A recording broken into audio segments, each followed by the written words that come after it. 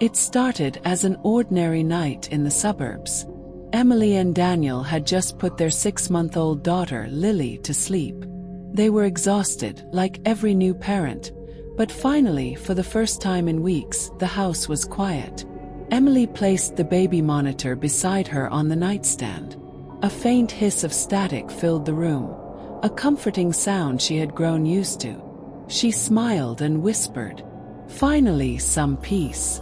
But peace was not what the night had planned. Around midnight, Emily woke suddenly. Not because Lily cried, but because the monitor crackled, followed by a faint voice. It wasn't Lily. It wasn't Daniel. It was a whisper, low, crooked, almost human. "He's watching her." Emily froze. Her eyes darted to the monitor. The tiny green light blinked steadily, like a heartbeat. She grabbed it, whispered, "Hello, Daniel. Is that you?" Static. Then a faint sound like breathing. The next morning, Emily told Daniel. He laughed it off. "It's probably the neighbor's frequency. Happens all the time." But Emily wasn't convinced. That night she kept the monitor close. And sure enough, as the clock struck 2 a.m., it came again. "Don't let him touch her." Emily's blood ran cold. Her trembling hand reached for Lily's room door. The baby was sleeping peacefully. No one was there. But when Emily turned to leave, she swore she heard something breathe right behind her. The next day, Emily searched online.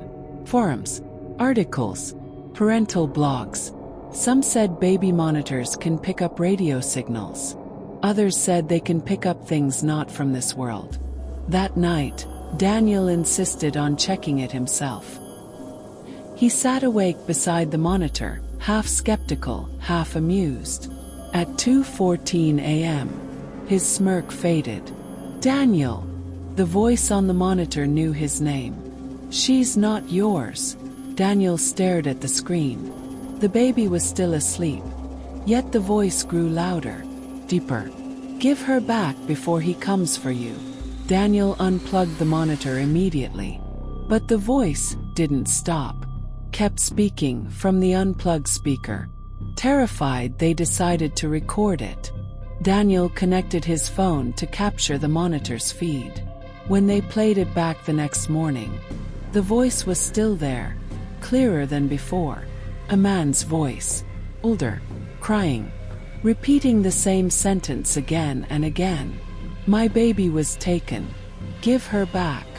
Emily searched their home's history. And what she found shattered her. The previous owner, a man named Thomas Reed, had lost his wife and newborn daughter in a house fire 6 years ago. The baby's body was never found. That night, Emily couldn't sleep. She walked to Lily's room, only to find the baby monitor on, glowing green again. The voice whispered, "She's mine." Emily screamed. The baby started crying, her tiny hands reaching for something above her crib. A dark shape hovered near the ceiling, like smoke forming into a face. Thomas Reed's face. Emily shouted, "She's not your baby.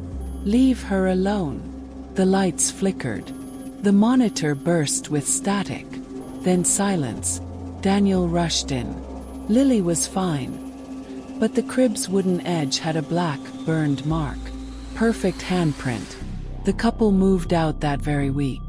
They threw the monitor away.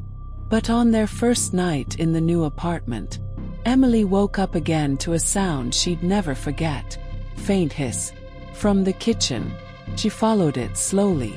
And there on the counter was the same baby monitor.